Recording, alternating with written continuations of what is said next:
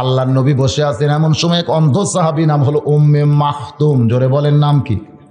উম্মে মাকতুম নবীর সঙ্গে গল্প করতেছে। এমন সময় নবীর ডান ধারে আয়েশা, বাম ধারে হাফসা বসে আছে। নবী ইশপিশ পড়তেছে, কিন্তু বইয়েরা কিছুই বুঝতে পারলেন না। কিছুক্ষণ পরে উম্মে মাকতুম যখন চলে যায়, আল্লাহর নবী বলেন, আয়েশা, হাফসা, এই সাহাবী যখন আমার কাছে আসলো, এরপরে তোমরা কেন বসে থাকলে জানতে চাই। আয়েশা বলতেছে, ইয়া রাসূলুল্লাহ, ওইটা যে অন্ধ সাহাবী তা বুঝি আমরা জানি না। আল্লাহর নবী বললেন, আয়েশা, আমার সাহাবী অন্ধ হতে পারে, কিন্তু তোমরা তো অন্ধ না। এখন চিন্তা করেন, নবীর বিবি হইয়া সাহাবী পুরুষকে দেখা জায়েজ না, সাহাবীর বিবি হইয়া নবীরে দেখা জায়েজ না। কিন্তু আমাদের বর্তমানে বাংলাদেশে কিছু বাবা আছে, জোরে কোন কি আছে, এই বাবার দরবারে যারা যায়, ওরা ঘুরে এসে বউকে বলতেছে, বরকত যদি নিবার চাও বাবার গায়ে তেল দাও। এই পীর ধরার নামে আজকে অনেক মানুষ আল্লাহ রাসূলকে ছাইড়া দিছে, জোরে গান ঠিক কিনা ভাই? ধরতে হবে কাকে? আমার আল্লাহকে। রাসূলের মাধ্যমে কিন্তু আল্লাহরে ধরতে হবে। এরও একটা মাধ্যম আছে, খুব খেয়াল করে শোনেন। বাইহাকি শরীফের হাদিস, আল্লাহর একজন মস্ত বড় পয়গম্বর, নাম হলো মুসা কালিমুল্লাহ, জোরে কোন নাম কি? ওই মুসা কালিমুল্লাহ একদিন তুর পর্বতে যাচ্ছিলেন। যাওয়ার সময় দেখে শয়তান রাস্তার বাম পাশে বসে কাঁদতেছে। কে কাঁদতেছে? শয়তান রাস্তার বাম পাশে বসে কাঁদতেছে। আল্লাহ নবী মুসা চমকে গিয়া বলে, শয়তান রে, এমন করে তুমি কেন কাঁদতেছো জানতে চাই। শয়তান বলতেছে, নবীজি, আমি একটু তওবা করে ভালো হব, আমি একটু তওবা করে ভালো হব, আর খারাপই আমি করতে চাই না, আমি এখন তওবা করে ভালো হবার চাই। মুসা নবী চমকে গিয়া বলে, শয়তান রে, তুই যদি তওবা করে ভালো হোস তাহলে তো আর কোনো জ্ঞান জাম থাকবে না। শয়তান বলতেছে, আমি সরাসরি আল্লাহর কাছে যাবার পারতেছি না, এই জন্য তো রাস্তায় আপনারে ধরছি। আপনি যখন তুর পর্বতে আল্লাহর সঙ্গে গল্প করতে যাচ্ছেন, আমার কথা একটু আপনি আল্লাহকে বলবেন। মুসা বলতেছে, শয়তান রে, তোর কথা বলে কোনো লাভ নাই, কারণ তোর তওবা আল্লাহ কবুল করবে না। তারপরেও তুই যখন আমারে ধরলি, অবশ্যই আমি তোর কথা আল্লাহকে বলবো। এই বলে মুসা নবী তুর পর্বতে গিয়া আল্লাহর সঙ্গে গল্প করতে করতে করতে করতে আল্লাহর প্রেমের সাগরে যখন ডুব দেয়, জোরে কোন সুবহানাল্লাহ। আল্লাহর সঙ্গে গল্প যখন বান্দা করে, তখন বান্দাকে আর বান্দার হালতে থাকে নাকি? বান্দা তখন প্রেমের সাগরে ডুব দেয়। যদি আপনারা দেখতে চান, তাহলে সকালবেলা এই মাদ্রাসার আঙ্গিনায় এসে আপনারা দেখবেন ভাই, যখন কোনো বান্দা আল্লাহর কোরআন তেলাওয়াত করে, সে কিন্তু মূলত আমার আল্লাহর সঙ্গে গল্প ধরে। আমি আমার নিজের চোখে দেখছি। আমার এই কাহালো থানার অনেকগুলো হাফিজি মাদ্রাসার উপদেষ্টার মধ্যে আমার নাম রাখছি। মাঝে মধ্যে মহতামি হাফেজ সাহেব বলে, হুজুর, আপনি যেখানেই যান ওয়াজ করেন না কেন, রাস্তার মধ্যে যদি কোনোদিন সময় থাকে তাহলে আমাদের মাদ্রাসা একটু পরিদর্শন করবেন। এরকম সকালবেলায় ওয়াজ করে যাওয়ার সময় একটা মাদ্রাসা আমার রাস্তার পাশে পড়ে গেল। আমি ড্রাইভারে বললাম, বাবা তুমি একটু ব্রেক করে থাকো, আমি একটু মাদ্রাসায় যাই। আমি যখন মাদ্রাসার ভিতরে গেলাম, গিয়ে দেখি প্রত্যেকটা বাচ্চারা কোরআন শরীফ সামনে নিয়ে ঝুঁকতেছে আর পড়তেছে, ঝুঁকতেছে আর পড়তেছে। আমি হাফেজ সাহেবকে বললাম, এখানে না আসলে তো এই দৃশ্য আমি দেখতে পাইতাম না। আমি একটুখানি দুই চোখ বন্ধ করে অন্তরের চোখ দিয়ে খেয়াল করে দেখি, ওই মাদ্রাসার তালবে ইলমগুলো কোনো মাদ্রাসার বারান্দায় পড়তেছে না, ওরা যেন জান্নাতের বারান্দায় কবিতর হয়ে বাকবাকুম করতেছে। হঠাৎ আমার নজর পড়ে যায়, এই 16-17 জনের মধ্যে একজন ছোট্ট বাচ্চা কোরআন পড়তেছে। ওর পড়ার সাইজটা আর অন্যরকম। আমি হাফেজ সাহেবকে বললাম যে এই পুচকে কোরআন পড়তেছে, ওকে ঠিক মতো পড়বার জানে? হাফেজ সাহেব জিব্বায় কামড় দিয়ে বলে, হুজুর, আপনি ওরে পুচকা কইতেছেন? ও যখন মাদ্রাসায় ভর্তি হয়েছিল তখন 4 বছর, বর্তমান 6 বছর চলতেছে। আমি বললাম, 2 বছরের মধ্যে যে হারে ঝুঁকতেছে আর পড়তেছে। বলে, হুজুর, শুধু ঝুঁকতেছে আর পড়তেছে না, এই 2 বছরের মধ্যে কায়দা শেষ করেছে, সিবারা শেষ করেছে, নজরানা শেষ করে 15 পারা হেফজ করে এখন 16 পারায় সবক চলতেছে।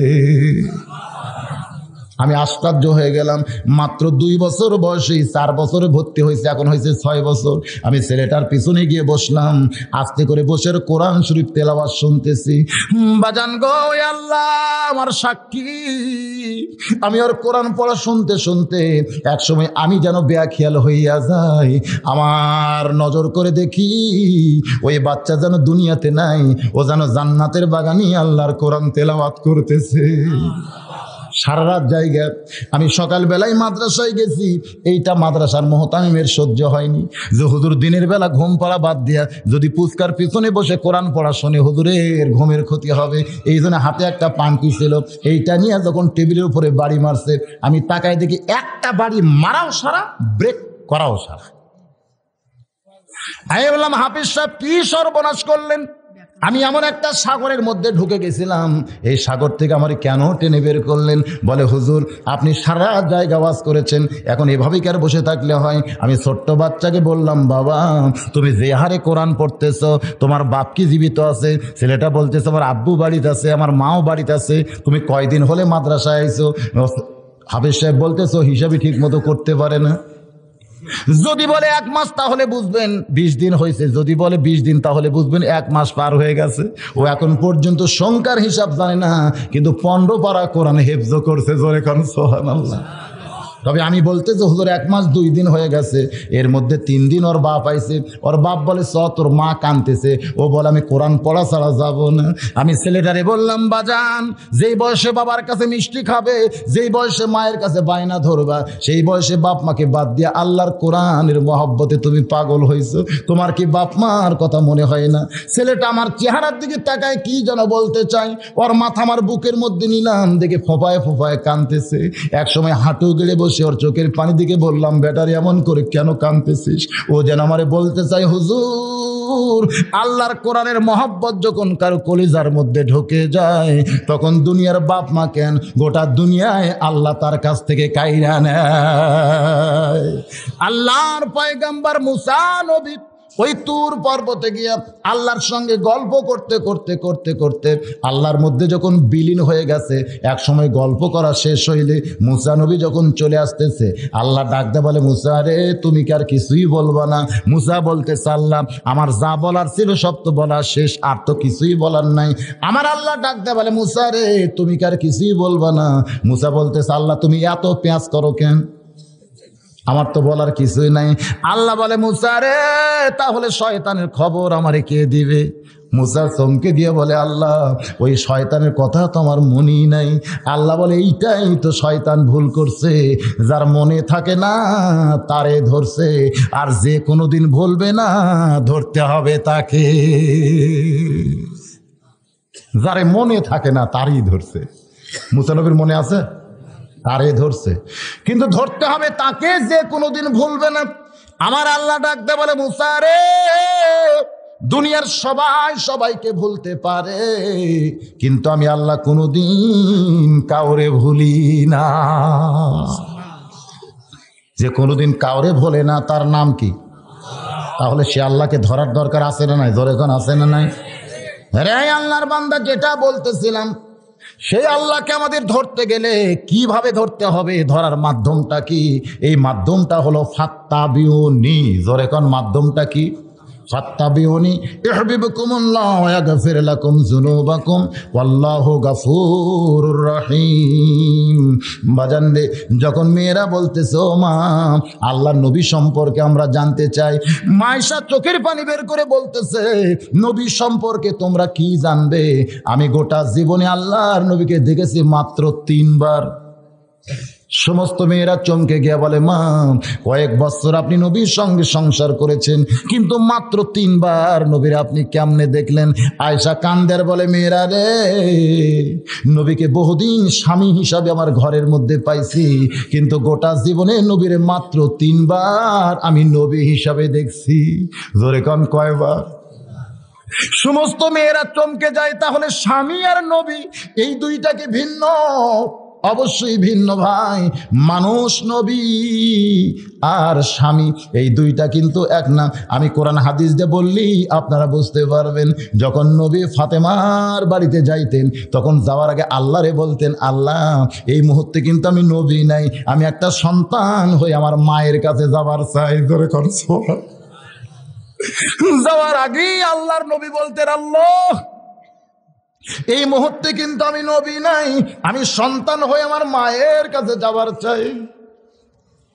আমার মা 6 বছর বয়সে মরছে, কিন্তু আমিনার চাইতে অনেক দরদি আমার মা ফাতেমা আজকে জীবিত আছে।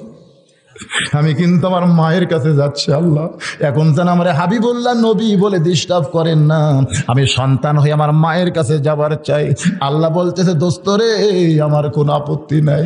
এবার নবী আমার সন্তান হইয়া ফাতেমার বাড়ির দরজায় গিয়া ডাক দিছে, মা, ও মা ফাতেমা, আমি তোর সন্তান হয়ে দরজায় দাঁড়াইছি মা, একটু তাড়াতাড়ি দরজা খুলে দে, আমি আমার মায়ের মুখটা দেখতে চাই।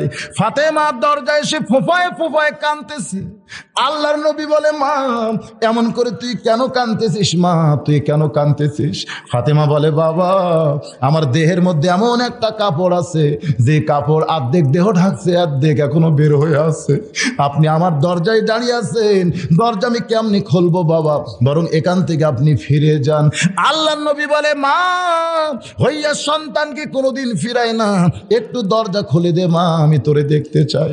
ফাতেমা খালি কান্দার বলে, বাবা, আপনি কি বুঝতে পারতেছেন না এই কাপড় পরে আমি কেমনি দরজা খুলে দিব? সঙ্গে সঙ্গে নবী আমার এক টানে মাথার পাগড়ি খুলেছে, জানলার কাছে ধরে বলতেছে, মা, এই পাগড়িখানা নিয়ে পাগড়ি পরে তুই দরজা খুলে দে মা। আমার আল্লাহ ডাকতে বলে, হাবিব, যার জুতার পরশে আল্লাহর আরশ ধন্য হয়ে যায়, সেই পাগড়ি কি দুনিয়ার কোনো মানুষ পরতে পারে? নবী কান্দার বলে, আল্লাহ, এখন আপনাকে আমাকে নবী হিসাবে দেখতেছেন? আমি নবী না আল্লাহ, আমি একজন সন্তান হয়ে আমার মায়ের দরজায় দাঁড়িয়ে আছি, আমার মায়ের পরনের জন্য আমার মাথার পাগড়ি খুলে দিয়েছি। ও মা, আমার মাথার পাগড়ি পরে তুই আমার জন্য দরজা খুলে দে মা। নবী কিন্তু আর নবী নাই, একটা সন্তান হয়ে যখন পাগড়ি জানলা দিয়ে দেয়, ওই পাগড়ি পরে ফাতেমা যখন দরজা খুলেছে, সঙ্গে সঙ্গে নবী আমার জুব্বাখানা উপর দিকে উঠাইছে। ফাতেমা তাকায় দেখে ক্ষুধার জ্বালায় নবী পেটে পাথর বেঁধেছে। ফাতেমা কান্দের বলে, বাবা, আজকে 3 দিন হলে আপনার মায়ের বাড়িতে কোনো পাকশিক নাই, আপনি কেন সেই বাড়িতে ক্ষুধা নিয়ে আইলেন? আপনার মেয়ে উম্মে কুলসুমা কত ধনী, তার স্বামী হলো মক্কা মদিনার সবচাইতে ওসমান গনি, আপনি সেই মেয়ের বাদ দিয়া এই গরিব মেয়ের বাড়িতে কেন আসেন বাবা? নবী কান্দের বলে, কুলসুম আমার মেয়ে, এই জন্য আমি যাই না রে, কিন্তু ফাতেমা হলো আমার মা, এই জন্য আমি আইছি, দে তোর ডান হাতখানা দে। সঙ্গে সঙ্গে মা ফাতেমা যখন ডান হাতখানা দেয়, এমন সময় নবী আমার চুমা দিয়ে বলে, আল্লাহ, আমার মায়ের হাতের মধ্যে এমন স্বাদ আগে জানতাম না। জোরে সরে বলেন সুবহানাল্লাহ। বাজানদের সবসময় নবী আমার থাকতেন না। নবী যখন রাস্তা দিয়ে যাইতেন, যাওয়ার সময় দেখে হাসান হোসেন দুইজনই কাঁদতেছে। হোসেন খাড়া হয়ে দাঁড়ায়, হাসান দাঁড়ায় দাঁড়ায় কান্দে, হোসেন গড়ায় গড়ায় কান্দে। এমন নবী কিন্তু নবী নাই, নানা হয়ে দুই ভাইয়ের সঙ্গে খেলা করেছে, যা ইতিহাসের মধ্যে পাওয়া যায়। আল্লাহ ডাকতে বলে, হাবিবুল্লাহ, কি হচ্ছে? নবী বলতেছে, আল্লাহ, এ সময় আমার নবী হিসাবে দেখবেন না, আপনি দেখেন 2টা নাতি আর একটা নানা। জোরে কান সুবহানাল্লাহ। এখন আমি নানা হিসাবে আমার নাতির সঙ্গে খেলতে চাই, আপনি কি কিছুই বোঝেন না? আল্লাহ, জোরে কান সুবহানাল্লাহ।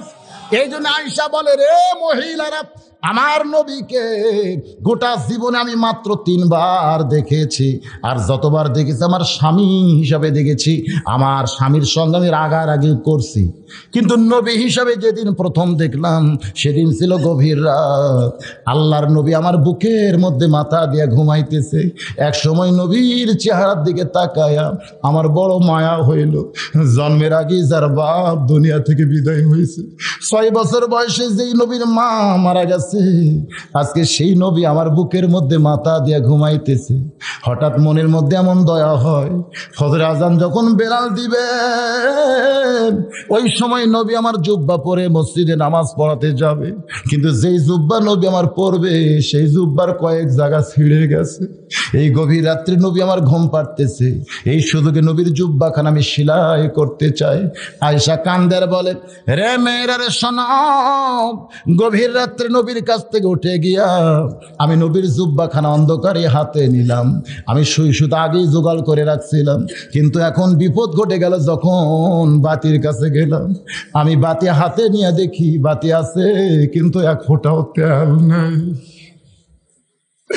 আয়েশা কান্দার বলে, মেয়েরা রে, আমি তখন আমার আল্লাহকে বললাম, আল্লাহ আমার নবী যদি চাইতো আপনি গোটা দুনিয়া দিয়া দিতেন, কিন্তু নবী চাইনি বলে বাতির তেল কেউ আপনি দিবেন না।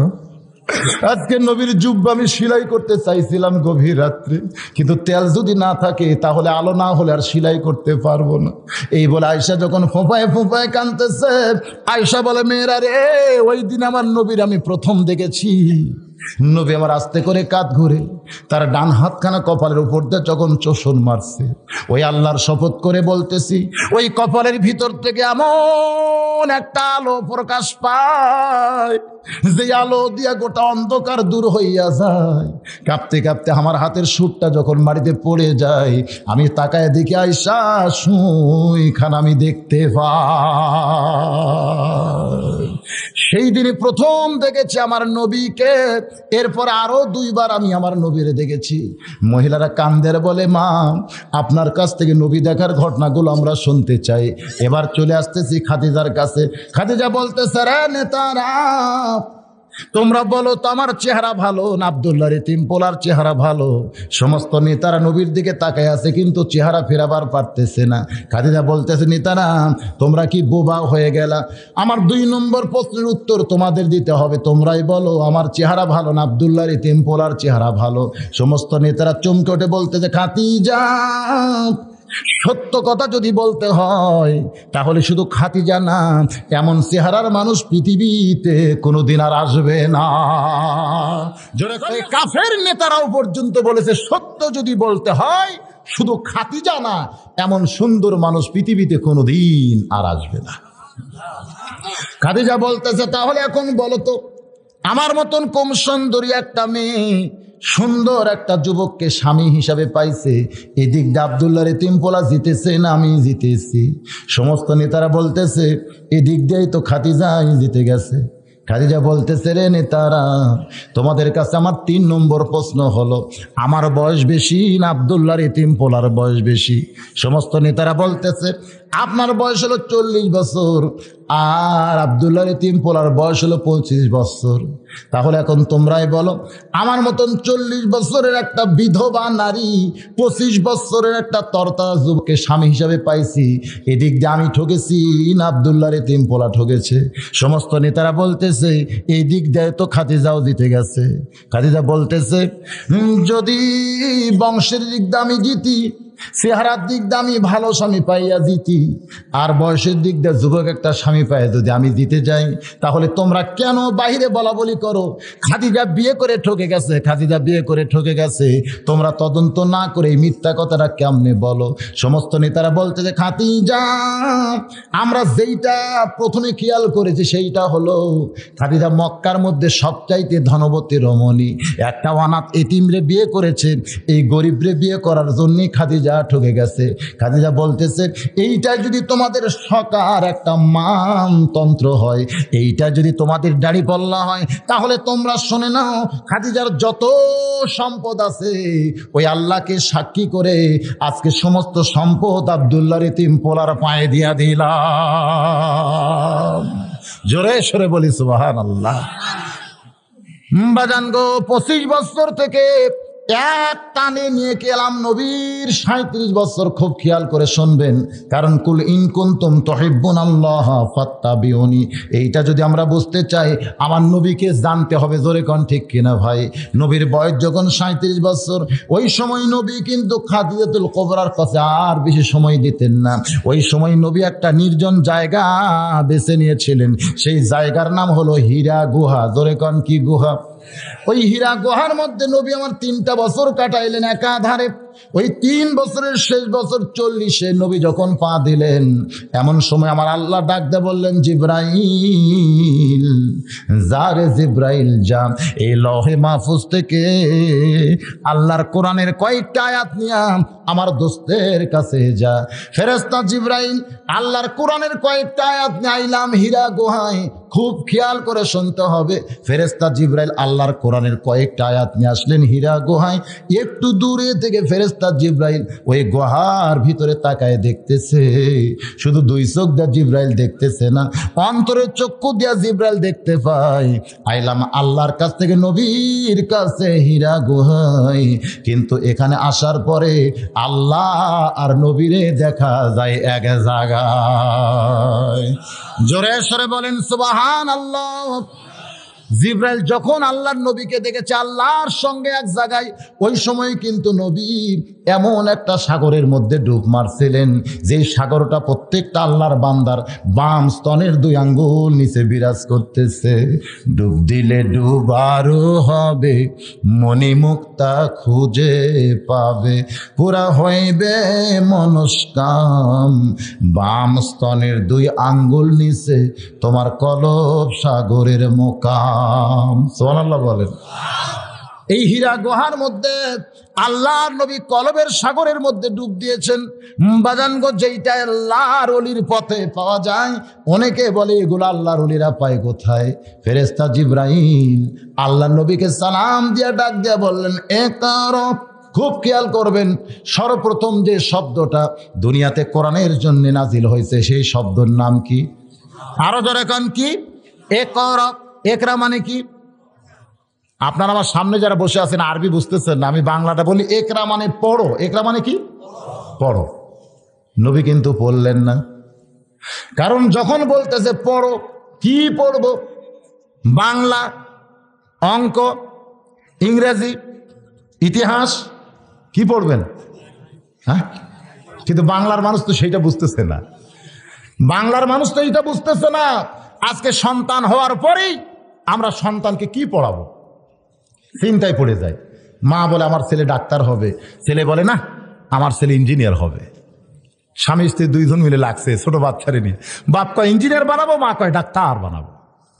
হ্যাঁ পড়বেন, সবই পড়বেন, কিন্তু সব পড়া তো আল্লাহ কোরআনে বলে নাই। খুব খেয়াল করে শুনতে হবে। আল্লাহর ফেরেশতা জিবরাইল যখন বললেন পড়ো, নবী কিন্তু বলেছেন পড়বো না, পড়বো না, পড়বো না। জিবরাইল বলেছেন বিইসমি রব্বিকাল্লাযী খালাক। দুনিয়ার সাধারণ কোনো পড়া না, যেই পড়ার মধ্যে আমার আল্লাহ আছে সেই পড়াটাই পড়তে হবে। জোরে কোন ঠিক কি না? এই কোরআনের মাদ্রাসার মাহফিলে এসে এই জিনিসটা আপনাদের খেয়াল করে শুনতে হবে ভাই। আমি কিন্তু বাংলা, ইংরেজি, অঙ্ক এগুলো পড়তে নিষেধ করি নাই, কিন্তু ফরজ হলো আল্লাহর কোরআন শরীফ পড়া, অন্যগুলো হলো নফল পড়া। জোরে কোন কি পড়া? ফরজ তরক করা আর নফল তরক করা। নফল তরক করলে কোনো গুনাহ হবে না, কিন্তু ফরজ তরক করলে কবিরা গুনাহ হবে। জোরে কোন ঠিক কি না? আল্লাহর কোরআন শিক্ষা করা কি সুন্নত না নফল? জোরে কোন সুন্নত না নফল? তাহলে যে সমস্ত আল্লাহর বান্দা আজকের এই মাহফিলে এসেছেন, আমি কিন্তু ওয়াজ করতেছি ফাত্তা বিউনি, খুব খেয়াল করে শুনতে হবে। ফেরেশতা জিবরাইল বলেন ইকরা, নবী কিন্তু বলেছেন পড়বো না। যখন বলেছে বিইসমি রব্বিকাল্লাযী খালাক, তখন কিন্তু নবীর পড়তে আর কোনো আপত্তি নাই। তার মানে বোঝা গেল আল্লাহ নবী দুনিয়ার কোনো কিছু পড়ে নাই, নবী যা কিছু পড়েছেন নবীর শিক্ষক হলেন আল্লাহ। জোরে কোন শিক্ষককে? আজকে সেই কোরআনের মাহফিলে আমরা এসেছি। এই কোরআন সম্পর্কে আমাদের যত কিঞ্চিত জানার দরকার আছে না নাই? আমি ছোট্ট একটা দৃষ্টান্ত যদি আপনাদের দেই, কোনো ধনী মানুষ পৌষ মাসে যদি একটা গরিব মানুষকে ডাক দেয়া বলে ভাই পৌষ মাসের মাগরিব, এশার, ফজরের নামাজের ওযু করতে আমার বড় কষ্ট হয়, তবে নামাজ পড়তে আমার কোনো কষ্ট হয় না। এই 3 ওয়াক্ত নামাজের 1 মাস যদি তুমি ওযু করে দাও, মাস গেলে তোমাকে 1000 টাকা বেতন দেব। তুমি কি পারবে আমার 3 ওয়াক্ত নামাজের ওযু করে দিতে? গরিব বলতে শুধু তোমার একলা না, আরো 10টা ধনী যদি এই চুক্তি আমারে দিত, আমার কামাই ভালোই হইতো। আমার কথা কি বুঝতে পারছেন? সেদিন থেকে গরিব 2 বার ওযু করে, আর ধনী লোকটা ওযু ছাড়াই নামাজ পড়ে। একদিন এক লোক দেখতেছে গরিব 2 বার মাগরিবের নামাজ ওযু করতেছে। জিজ্ঞাসা করে ভাই তুমি 2 বার ওযু করলে কেন? বলে প্রথমটা করছে আমার, আর দ্বিতীয়টা করছে এই ধনী ব্যক্তির। ধনী ব্যক্তি মাস গেলে আমার 1000 টাকা বেতন দিবে, এই বেতনের আশায় আমার ওযু করতেছি, ধনীর ওযু করতেছি, আর ধনী লোকটা ওযু ছাড়াই নামাজ পড়তেছে। আপনারা বলেন তো ধনী লোকটার কি নামাজ হবে? কারণ নামাজ পড়ার জন্য ওযু করা যে এরকম শর্ত, আল্লাহর কোরআন শিক্ষা করা ঈমান রক্ষা করার ব্যাপারে সেই রকম শর্ত। আমার ঈমানকে যদি আমি রক্ষা করতে চাই, আল্লাহর কোরআন শিক্ষা করা ছাড়া কোনো গতি। এই কথাকে আপনারা মানেন না খালি মুখে মুখে। বাজানগো, নবী আমার কোরআনের কয়েকটা আয়াত পাইলেন, 40 বছর পরে নবী আমার ফিরে এলেন। হালিম খাদিজাতুল কুবরার কাছে নবী আমার কাঁদতেছিলেন, শুধু কাঁপতেছিলেন, চোখ দিয়ে পানি পড়তেছে। খাদিজা বলে, কাঁপেন কেন? এরকম পানি চোখ দিয়ে বের হলো কেন? নবী কান্দের বলে, খাদিজা, বিশাল একটা দায়িত্ব আল্লাহ আমারে দিছে, কোরআন দিয়া। জোরে কন কি দিয়া? কারণ এতদিন নবী কিসের উপরে দাওয়াত দিবেন, কোন দলিলে দাওয়াত দিবেন? নবীর কাছে কোনো দাওয়াতের দলিল ছিল না। আল্লাহর কোরআন নাজিল করে তিনি দাওয়াতের দলিল পাইলেন খাদিজার কাছ থেকে। বাজানগো, নবী আমার দাওয়াতের কাজে বের হইলেন। খুব খেয়াল করে শোনেন, নবী যখন দাওয়াতের কাজে বের হবেন, পিছন দিক থেকে খাদিজাতুল কুবরা বলতেছে, নবী গো, আপনি চিন্তা করবেন না, আপনি চিন্তা করবেন না। নবী বলেন, খাদিজারে, আমার মাথায় বহু চিন্তা। যেই মক্কার লোকেরা হাজার হাজার আল্লাহকে মানে, সমস্ত আল্লাহকে বাদ দিয়া লা ইলাহা ইল্লাল্লাহ, একমাত্র আল্লাহর দাওয়াত দেওয়া, এই দাওয়াত কি মক্কার লোকেরা গ্রহণ করবে? এরকম নানা চিন্তার মধ্যে নবী আমার ভুগতেছে। বাজানগো, খাদিজাতুল কুবরা পিছন দিক থেকে বলে, ইয়া রাসূলুল্লাহ, আপনার সঙ্গে আল্লাহ আছে। জোরে কান, কে আছে? আপনার কোনো টেনশন নাই। তখনও কিন্তু খাদিজা ঈমান গ্রহণ করেনি, শুধু নবীকে এরকম সাহস যোগাইতেছে। নবী আমার সকালবেলায়, খুব সকালে খেয়াল করেন, ফজরের নামাজ তখনও হয়নি বাজান, নামাজ কিন্তু একটু পরে ফরজ হয়েছে। সকালবেলায় নবী আমার দাওয়াত নিয়ে যখন দরজা খুলেছেন, এমন সময় দেখতে পাই 7 বছর 9 মাস বয়সের একটা ছোট্ট বাচ্চা সামনে দাঁড়াইছে। আল্লাহ নবী চমকে বলে, আলী রে, এই মুহূর্তে তোরে খাবার দিবার পারবো না, তুই 2খানা হাত বাড়াইছিস কেন? আমার পকেটে কোনো খাওয়া নাই। আলী কান্দের বলে, নবীজি, আপনার কাছে বুঝি আমি সবসময় খাবার চাই? আপনি বলেন তো, আমি কি কোনোদিন খাবার চাইছি? আমার যখন খিদা লাগে তখন আপনার সামনে দাঁড়াই, আমার মুখের দিকে তাকায় বলেন ওই জায়গায় খাবার আছে, আমি দৌড়ে গিয়ে খাই। যদি আপনি খাবার কথা না বলেন, আমি সারা রাত না খাইয়া ঘুমাই, কোনোদিন তো খাওয়ার জন্য বায়না ধরি নাই। আল্লাহর নবী বলে, আলী, তাহলে আজকে কেন 2 হাত বাড়ায় তুই পট আটকে দিলে? ছোট্ট বাচ্চা আলী বলতেছে, নবীজি, আপনার ঘরের মধ্যে যখন গল্প করতেছিলেন তখন আমি শুনতে পেয়েছি আপনাকে দাওয়াতের কাজেই বের হচ্ছেন, তাহলে সর্বপ্রথম আমাকে দিয়াই আপনি কাজটা শুরু করে। তারিক ইবনে হিশামের মধ্যে আছে, আল্লাহর নবী খুশি হয়ে বলেছেন, রে দুনিয়ার মানুষেরা শুনে নাও, সবাইকে দাওয়াত দেওয়ার পরে দিন গ্রহণ করেছে, কিন্তু আমার আলীকে দাওয়াত দেওয়ার আগেই আমার আলী দিন আমার কাছ থেকে চেয়েছে। এই জন্য নবী বলেন, ইমানের দিক দিয়ে আমার আলীকে ড্যাঙ্গানোর মতন কোনো মানুষ পৃথিবীতে নাই। নবী বলেছেন, নামাজের দিক দিয়ে আমার আলীকে ড্যাঙ্গায় যাবে এমন কোনো মানুষ কিয়ামত পর্যন্ত হবে না। আল্লাহ নবী বলেছেন, দাওয়াতের দিক দিয়ে আমার আলীকে ড্যাঙ্গায় যাবে এমন কোনো মানুষ কিয়ামত পর্যন্ত হবে না। আল্লাহ নবী বলেছেন, জিহাদের দিক দিয়ে আমার আলীকে ড্যাঙ্গায় যাবে এমন মানুষ কিয়ামত পর্যন্ত কোনোদিন হবে না। জোরে সরে কন্যা সুবহানাল্লাহ। এখানে হযরত আলী ব্যাপারে কয়টা কথা বললাম? 1 নম্বর কি? ঈমান। জোরে করে 1 নম্বর কি? 2 নম্বর কিন্তু নামাজ। ঈমান গ্রহণ করার পরেই যে জিনিসটা লাগবে সেই জিনিসের নামটা কি? নামাজ পড়তে যে জিনিসগুলো লাগবে সেই জিনিসটা কি? কোরআন ছাড়া কি নামাজ পড়া যাবে? বাজার সব কিন্তু সবের সঙ্গে জড়িত আছে। একটু খেয়াল করে শোনেন, হযরত আলী ঈমানের ব্যাপারে আমরা শুনলাম নবীর হাতে সর্বপ্রথম ঈমান গ্রহণ করেছে, তার নাম কি? কিন্তু নামাজের ব্যাপারে আমাদের কি জানা আছে? নামাজের ব্যাপারে জানেন হযরত আলীর ব্যাপারে? নামাজি তিনি কেমন ছিলেন? আল্লাহর নবী যেদিন প্রথম বললেন আশারে মুবাশশারা, এই দুনিয়াতেই 10 জন জান্নাতের সুসংবাদ পাইছে, সাহাবীরা বললেন, হুজুর আপনি যদি বলতেন তাহলে আমরা শুনতাম। নবী বলতেছেন, যদি 10 জনের নাম বলি বাদ বাকি তোমরা বুঝে আফসোস করবে, তোমরা শুনে নাও, আমি নবী বলতেছি আমার প্রত্যেকটা সাহাবী বিনা হিসাবে জান্নাতি। কিন্তু আমার আল্লাহ এখানে 10টা নাম ঘোষণা করেছে।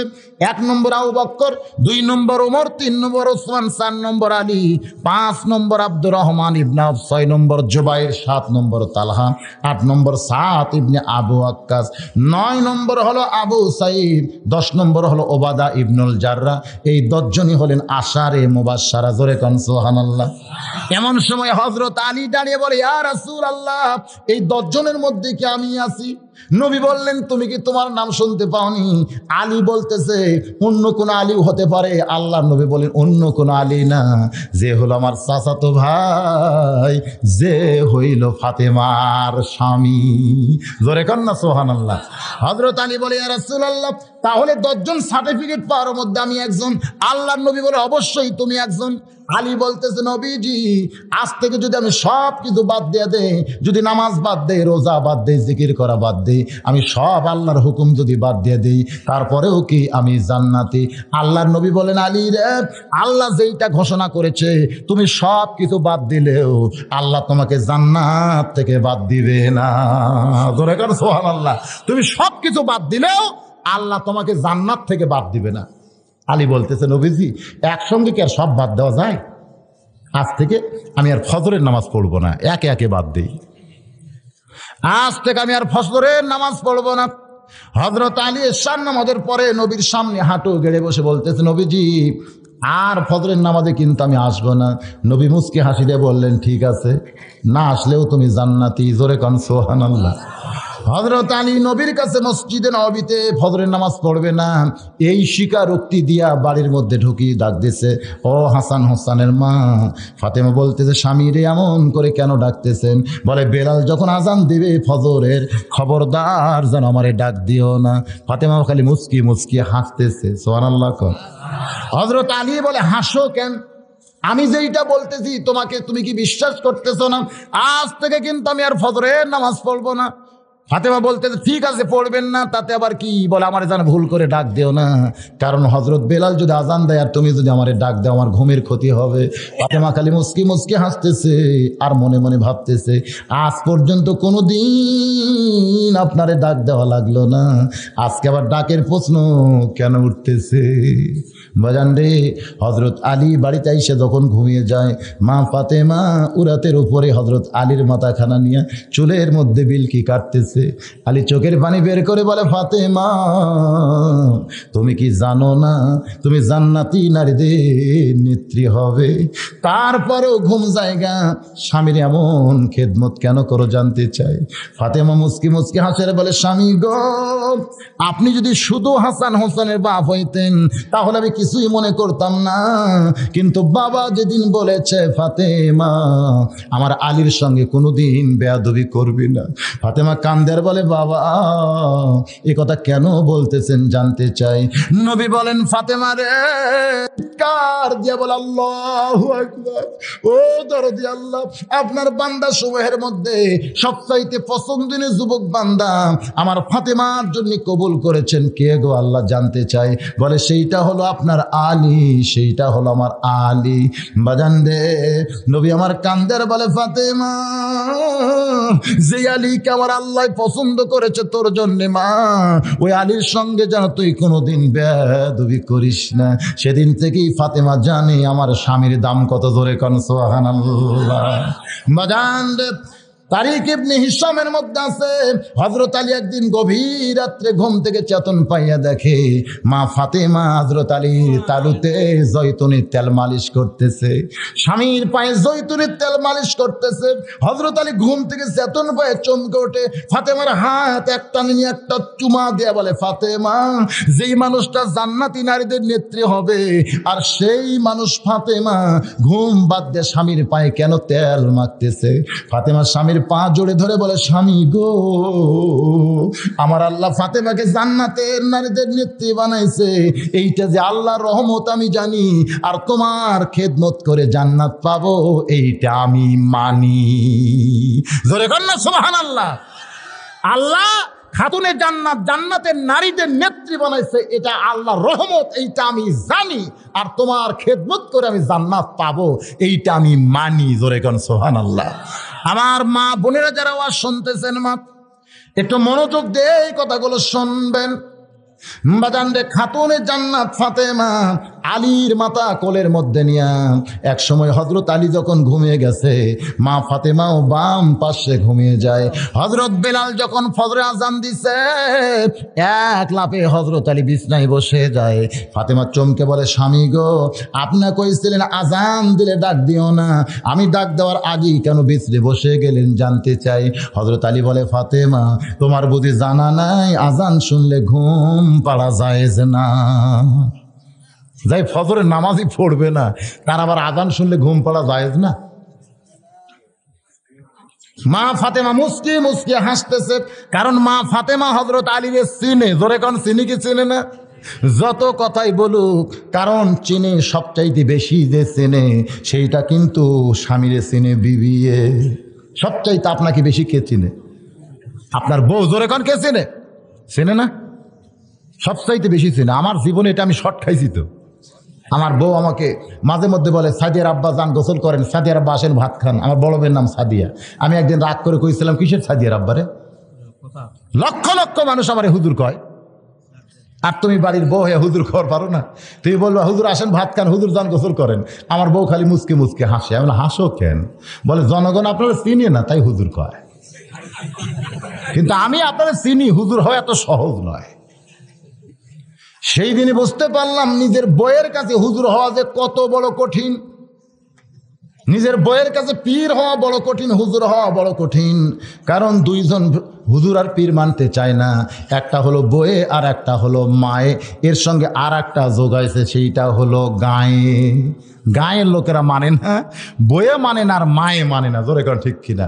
আমি যত বড়ই হুজুর হই, আমার মা আমাকে হুজুর করে ডাকবে, মাঝে মাঝে রাগ করে দিয়ে একদিন চড়াবারও চায়।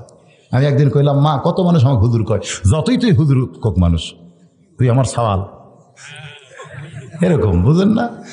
মায়ের কাছে হুজুর হওয়া যায় না, পীর সাহেব হওয়া যায় না। বাজানগো যেটা বলতেছিলাম, খাতুনে জান্নাত ফাতেমা মুস্কি মুস্কি হাসতেছে। কিছুক্ষণ পরে হযরত আলী ওযু করছে।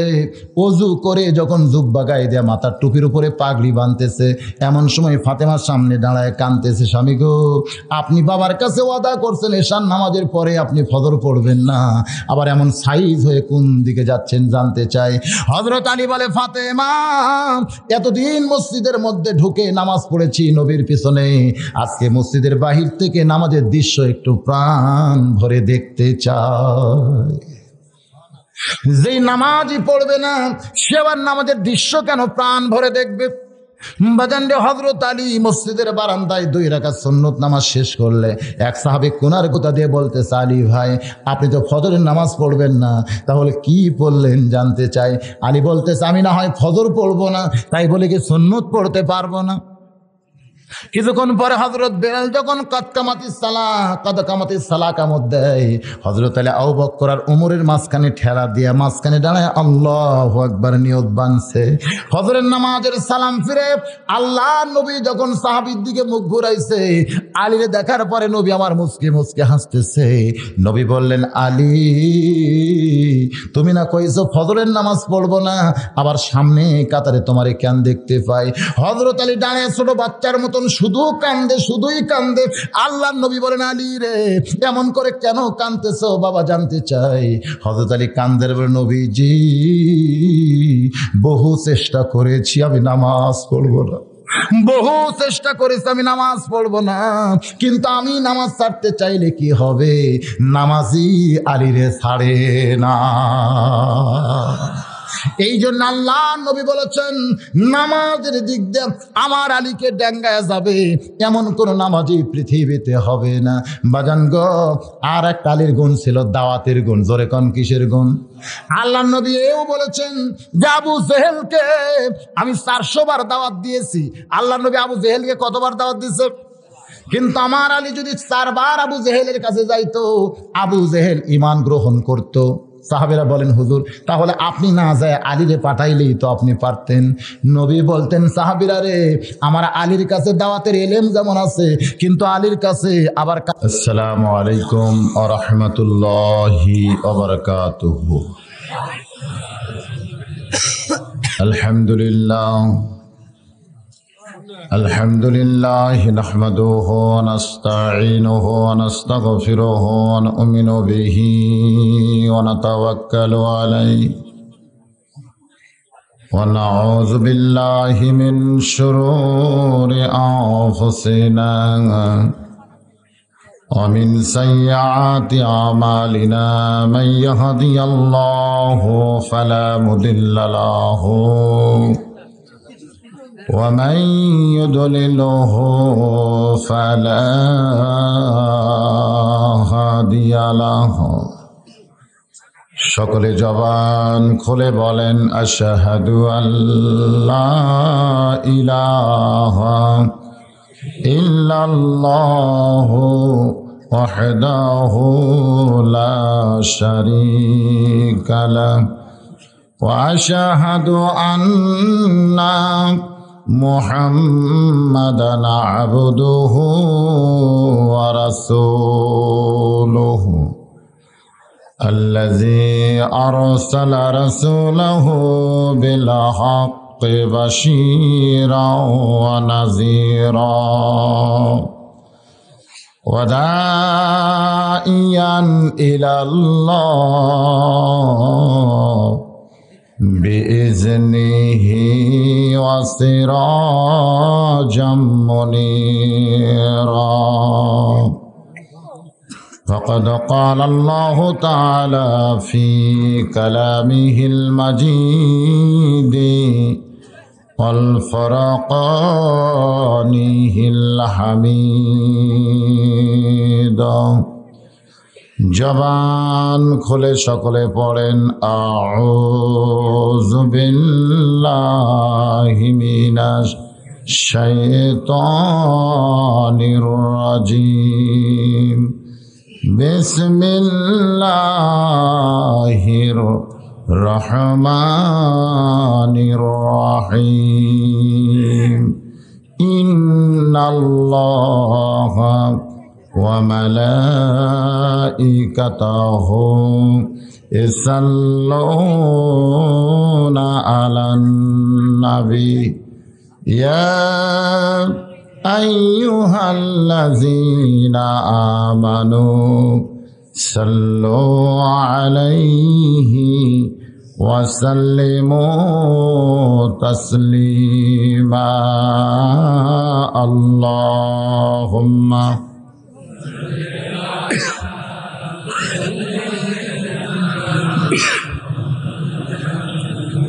وعلى آل سيدنا شفيعنا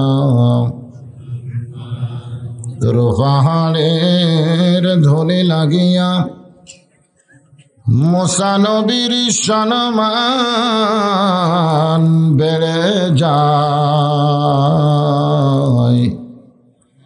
নূর নবীজির জুতার ধুলাই আল্লাহর আরশ ধন্য হয় আল্লাহুম্মা সাল্লি আলা মাওলানা মুহাম্মদ ওয়া আলা আলি সাইয়্যিদিনা শফিআনা উহুদের ময়দানে রাসূল ভেঙেছ দন্দন তথা ফিরে খেস এ জমিনে ইসলাম উহুদের ময়দানে রাসূল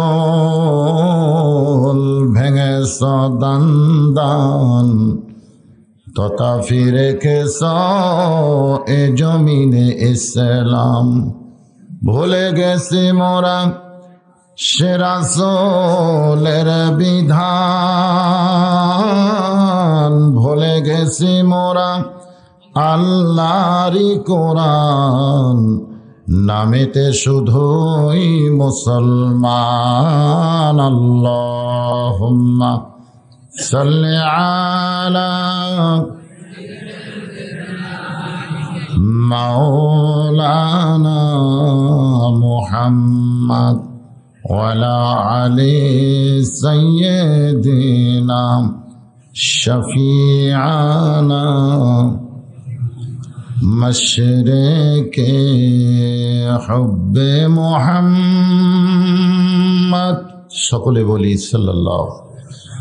मतलाए दीवानी माँ मतलाए खुर्शीद इश्क़ास सीनाए सो जाने माँ बलगल उला बिकमालिही कशाफत दुजा बिजमालिही हसनत जमीअ ख़िसालिही सल्लु अलैहि व आलिहि अल्लाहुम्मा आमीन। জান্নাতের বাগান থেকে জান্নাতি মানুষদেরকে নিয়ে গভীর রাতে আমি গুনাহগার তোমার রহমতের দরজায় দুখানা হাত তুলেছি আল্লাহ। হাসরের ময়দানে জব্বার আর কাহার নামে রূপ নিয়া তুমি যখন বিচার শুরু করবে, তোমার সামনে দাঁড়ায়া সমস্ত নবীরা নাফসি নাফসি বলে কাঁদতে থাকবে। এমন কঠিন অবস্থা হাসরে হবে, সেদিন সমস্ত নবী তার উম্মতকে ভুলে যাবে, শুধু বলবে আল্লাহ আমার কি হবে, আমার কি হবে। একমাত্র দরদি নবী শাফাতের কান্দারি ইয়া রব্বি হাবলি উম্মতি বলে সেজদায় পড়ে যায়। আল্লাহ ডাক দিয়া বলবেন ইয়া হাবিবুল্লাহ আজকে হাসরের ময়দানে আপনি কাঁদবেন না, আপনাকে পাওয়ার জন্য আমার বেহেশতগুলো কাঁদতেছে। নবী বলবেন আল্লাহ বেহেশত আমাকে পাওয়ার জন্য কান্দে, আর আমি কাঁদতেছি আমার গুনাহগার উম্মত সহ বেহেশতে যাওয়ার জন্য। যে রাসূল হাসরের ময়দানে কাঁদবেন, আজ কান্দেন মদিনায়, সে রাসূলের জন্য আমাদের কলিজা একটা বার কান্দে না। ও দরদি আল্লাহ আজকের এই মাহফিলের ওসিলায় কঠিন হাসরের ময়দানে আমাদের সবাইকে রাসূলের উম্মতের কাতারে দাঁড়ানোর তৌফিক দিয়া দিও আল্লাহ। সুবহান রাব্বিকা রাব্বিল ইজ্জাতি আম্মা ইয়াসিফুন ওয়া সালামুন আলাল মুরসালিন ওয়ালহামদুলিল্লাহি রাব্বিল আলামিন বিরহমাতিকা ইয়া আরহামার রাহিমিন। লা ইলাহা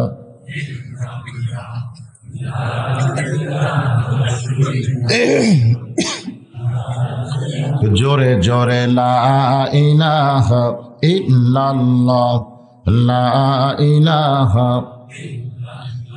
লা ইলাহা ইল্লাল্লাহ লা ইলাহা লা ইলাহা ইল্লাল্লাহ লা ইলাহা ইল্লাল্লাহ লা ইলাহা ইল্লাল্লাহ লা ইলাহা লা ইলাহা ইল্লাল্লাহ লা ইলাহা লা ইলাহা ইল্লাল্লাহ বলরে পাগল মন লা ইলাহা ইল্লাল্লাহ বলরে পাগল মন। এই কলেমার জন্যে নবীজি, এই কলেমার জন্যে নবীজি সহিলেন কত জ্বালাতন লা ইলাহা ইল্লাল্লাহ বলরে আমার মন লা ইলাহা ইল্লাল্লাহ। জোরে জোরে লা ইলাহা ইল্লাল্লাহ লা ইলাহা। যার দিলে আছে আমার আল্লাহর ভয়, যার দিলে আছে আল্লাহর ভয়, আল্লাহ আল্লাহ সব সময় যার দিলে আসে রে আল্লাহর ভয়, যার দিলে আসে আল্লাহর ভয়। আল্লাহ আল্লাহ সব সময়। আহার নিদ্রা ভালো লাগে না এই দুনিয়া, ভালো লাগে না, ভালো লাগে আমার আল্লাহ, লা ইলাহা ইল্লাল্লাহ আলাইহি ওয়াসাল্লাম। চাকলমা হাফিজি মাদ্রাসা কর্তৃক আয়োজিত আজকের এই বাৎসরিক ইসালে সোয়াব মাহফিলে সম্মানিত সভাপতি, আজকের এই মাহফিলে সম্মানিত ওলামায়ে কেরাম, মাগরিবের নামাজের পর থেকে হালকা জিকির সহ এত রাত পর্যন্ত কোরআন হাদিসের আলোকে অত্যন্ত গুরুত্বপূর্ণ আলোচনা করে যিনারা শোনালেন, আমি আমার অন্তরের অন্তঃস্থল থেকে সম্মানিত সভাপতি সহ আলেম ওলামা বক্তাগণকে শুভেচ্ছা জ্ঞাপন করছি। আজকের এই মাহফিলে আমার সামনে বসা অত্র এলাকা থেকে আল্লাহ জিনাদেরকে পছন্দ করে এই রহমানি জলসায় বেহেশতের টুকরার ভিতরে কবুল করেছেন। সুবহানাল্লাহ বললেন না? আমি বললাম বেহেশতের টুকরার ভিতরে জিনাদেরকে কবুল করেছেন। আপনারা এখানে এসেছেন না আল্লাহ নিয়ে এসেছেন? জি, আল্লাহ পাক আপনাদের প্রতি দয়া করে রহম করে আজকের এই জান্নাতের টুকরার ভিতরে কবুল করেছেন। সে আল্লাহ আমাদের উপরে এ মুহূর্তে খুশি না বেজার? মা সাবাকা মিন হাসানাতিন ফামিনাল্লাহ। বান্দার দ্বারা যখন কোনো ভালো কাজ হয়, এ কাজ বান্দা করে না, বরং আল্লাহ করায়। তো যে আল্লাহ পাক আপনাদের মতো মানুষকে আজকের এই জান্নাতের টুকরার ভিতরে কবুল করলেন, এই মুহূর্তে বিশ্বাস করতে হবে এখানে আল্লাহ আপনাদের নিয়ে এসেছে। বান্দার দ্বারা যখন কোনো ভালো কাজ হয়, এ কাজ কে করায়? বান্দার দ্বারা যখন কোনো খারাপ কাজ হয়, এ কাজ কে করায়? আরো জোরে। বান্দার দ্বারা ভালো কাজ হলে আল্লাহ করায়, এর উপরে আমি কোরআনের আয়াত তেলাওয়াত করেছি। কিন্তু বান্দার দ্বারা খারাপ কাজ যখন হয়, এ কাজ শয়তান করায়, তার উপরে কি কোনো কোরআনের আয়াত তেলাওয়াত করেছি? তো আপনারা এমনি এমনি বললেন কেন? মানে আপনারা একটা হিসাব করছেন, কারণ মানুষ তো অনেক কিছু হিসাব করে, সেই হিসাবের মধ্যে আপনারা ফেলেছেন যে বান্দার দ্বারা যখন কোনো ভালো কাজ হয়, এ কাজ আল্লাহ করায়, খারাপ কাজ যেগুলো হয় এগুলো শয়তান করায়। এটা একটা হিসাব করছেন। তাহলে আমরা কি করি? ভালো কাজ আল্লাহ করায়, খারাপ কাজ শয়তান করায়। তাহলে আমরা কি করি?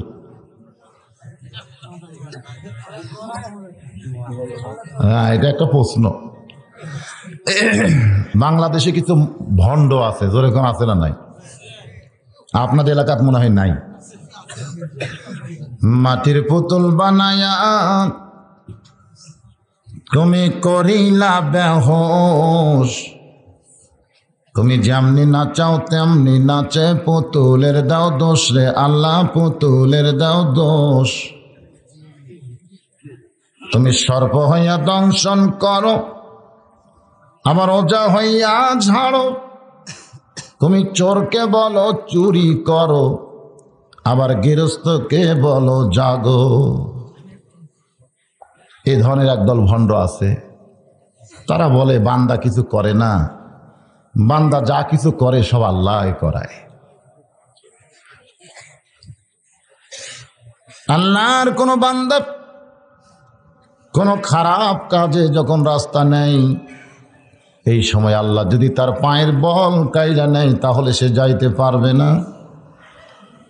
বান্দা যখন খারাপ কিছু দেখে, এ সময় আল্লাহ যদি তার চোখের পাওয়ার কাইরা নেয়, তাহলে খারাপ দেখতে পারবে না।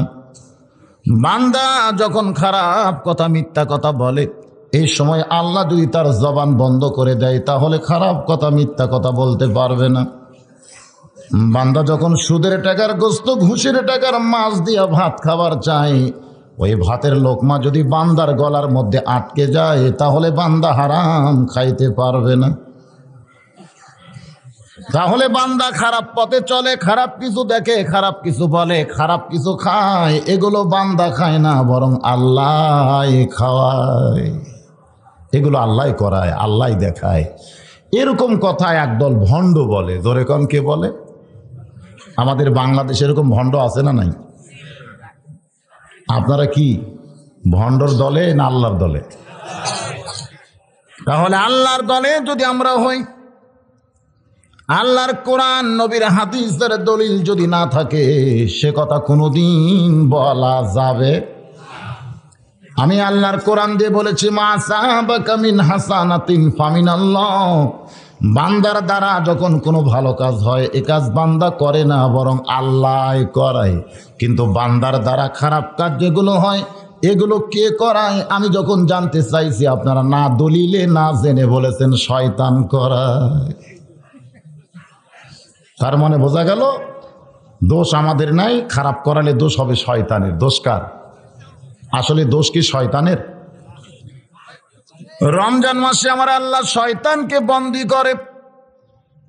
বুখারী শরীফের হাদিসের মধ্যে আছে, কিতাবুস সিয়াম, রমজান মাসে আমার আল্লাহ শয়তানকে বন্দী করে।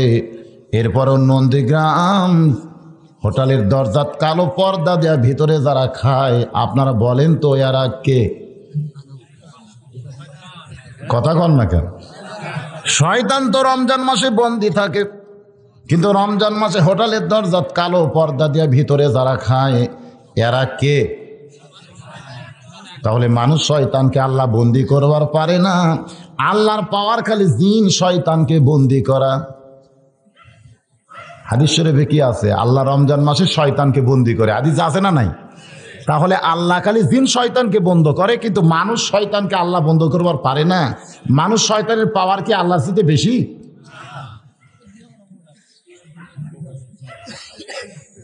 একটু মনোযোগ দিয়ে শোনা লাগবে, তারপরে দেখবেন রেজাল্ট কি আসে। এই মাস কি হলো? কি মাস? জোরে কন। আপনারা একজন কইছেন, তিনজন মুখ বন্ধ করে আছেন, তার মানে বোঝা গেল সবাই জানেন না। এই মাসটার নাম কি মাস? এটা ভালো জায়গা, সুবহানাল্লাহ। আমি গত কয়েকদিন আগে ঢাকার সাভারের আকরান বাজারে ওয়াজ করতেছিলাম। তো আমি বললাম, ভাই এটা কি মাস? সকলে এক বাক্যে বলেছে ফেব্রুয়ারি মাস। রবিউল আউয়াল মাস কেউ বলে নাই, সকলে বলেছে ফেব্রুয়ারি মাস। কিন্তু আল্লাহ আজকের এই মাহফিলে এমন কিছু বান্দাকে উপস্থিত করেছেন যারা বাংলা ফাল্গুনও বলে নাই, ইংরেজি ফেব্রুয়ারি বলে নাই, তারা সরাসরি আরবি মাসটা বলেছে। সুবহানাল্লাহ কোন? তাহলে জায়গা ভালো না? ভালো জায়গা থেকে ভালো কথাই শোনা যাবে। তাই বলে ইংরেজি মাস যে আমরা ভুলে যাব তা কিন্তু না। বর্তমান যেই সরকার ক্ষমতায় আছে, মানুষ না জানলেও 3টা মাসকে মানুষের সামনে, 4টা মাসকে মানুষের সামনে ফুটে তোলে। একটা হলো আগস্ট মাস। ধরে কোন কি মাস? শুরু থেকে শেষ পর্যন্ত শোক দিবস। কি দিবস? আর একটা মাস হলো ডিসেম্বর মাস, বিজয় দিবস। আর একটা হলো মার্চ মাস, স্বাধীনতা দিবস। আর একটা হলো আমার ভাইয়ের রক্তে রাঙানো 21শে ফেব্রুয়ারি, আমি কি ভুলিতে পারি। বাংলার মুসলমানের জন্য এই 4টি মাসের খুব গুরুত্ব আছে। বর্তমান সরকার যখন ক্ষমতায় থাকে, এখন মানুষ মানুষ বা না মানুষ, সরকার মানুষকে মানানোর জন্য একটা চেষ্টা করে। আর একবার জবান খুলে বলেন, এটা কি মাস? এই মাসে কে আইছে দুনিয়ায়? দুনিয়া থেকে কে বিদায় নিয়েছে? জঙ্গলের পশুরা বলে আজ হয় মোদের খুশির দিন, বিশ্বজাহানে আসিয়াছেন রাহমাতুল লিল আলামিন। আমার আল্লাহ তাআলা দুনিয়ার অন্ধকারকে দূর করার জন্য এই পবিত্র রবিউল আউয়াল মাসে আল্লাহর নবীকে সিরাজাম মুনীরা, অন্ধকারে আলো হিসাবে প্রেরণ করেছে। জোরে কান সুবহানাল্লাহ। সেই রবিউল আউয়াল মাসে আমি আপনাদের কাছে জানতে চাচ্ছি, ভালোটা তো আল্লাহ করায়। জোরে কান, ভালোটা কে করায়? তাহলে খারাপগুলো কে করায়? এখন আপনারা দ্বন্দ্বে পড়ে গেছে যে শয়তান বলবো না মানুষ বলবো। আসলে কোনোটাই বলবো না, আমার আল্লাহ যেইটা বলবে আমাদেরকে সেইটা বলা লাগবে। ওয়ামানা আসাবাকা মিন সাইয়্যাতিন ফামিন নাফসিকা, আমার আল্লাহ বলেন বান্দার দ্বারা যখন কোনো খারাপ কাজ হয়, এই কাজ আল্লাহ করায় না, শয়তানও করায় না, এই কাজ বান্দা নফসের তাড়নায় করে। কিসের তাড়নায়? আরো জোরে কন, নফস। আজকে মাগরিবের নামাজের পর থেকে ইশার নামাজ পর্যন্ত যে হালকা জিকির হলো, এর ভিতরে নফসের কথা ছিল? আরাফা নফসাহু ফাকাদ আরাফা রাব্বাহু। এটা কিন্তু কোরআনও না, হাদিসও না। কোরআনের মধ্যেও নাই, হাদিসের মধ্যেও নাই। এই কথাটা আল্লাহওয়ালারা বলেছেন। সমস্ত আল্লাহওয়ালারা এই কথার উপরে একমত। সুবহানাল্লাহ। যদি তোমারে তুমি চিনতে পারো, তাহলে তোমার আল্লাহকেও তুমি চিনতে পারবে। যদি তোমারে তুমি না চিনতে পারো, তোমার আল্লাহরেও কোনোদিন চিনতে পারবে না। আমার আল্লাহকে চিনতে গেলে আগে আমাকেই চিনা লাগবে। জোরে কোন কথা ঠিক কিনা? তাহলে আমারে আমি চিনছি কোনোদিন? আজকের মাহফিলে যারা বসে আছেন, আপনাকে আপনি প্রশ্ন করেন, আপনি কি আপনারা চিনেন? যা করো তাই করো রে মন,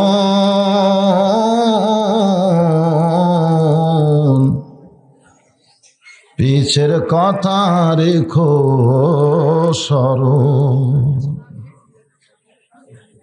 একবার নিজের মনকে বলেন, তুমি যা করো করো, কিন্তু পিছের কথাটা স্মরণ রেখো।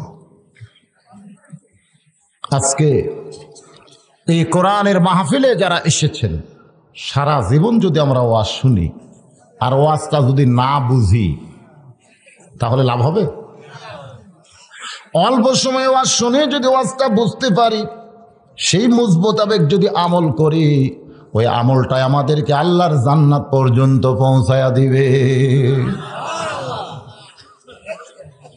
এই মুহূর্তে আমার সামনে যারা বসে আছেন, আমি আমার অন্তরের অন্তঃস্থল থেকে আপনাদের শুভেচ্ছা জ্ঞাপন করছি। পর্দার অন্তরালে আমার মা বোনেরা, যিনারা অধীর আগ্রহে বসে বসে কোরআন হাদিসের ওয়াজ শুনতেছেন, আমি তাদেরকেও শ্রদ্ধা জানাই। এই মুহূর্তে জানতে চাচ্ছি আপনারা সকলে কেমন আছেন? আলহামদুলিল্লাহ আলা কুল্লি হাল, সকল অবস্থায়। জি আলহামদুলিল্লাহ, সকল অবস্থায় আল্লাহর দরবারে শুকুর গুজার করা হচ্ছে বান্দার হক। সাইড থেকে একজন বলছে, হুজুর আপনি কেমন আছেন? আমি জিজ্ঞাসা করলাম আপনারা কেমন আছেন? ভাই দেখতেছে আমি যদি না বলি তাহলে কেমন হয়। এটা হলো সৌজন্যমূলক।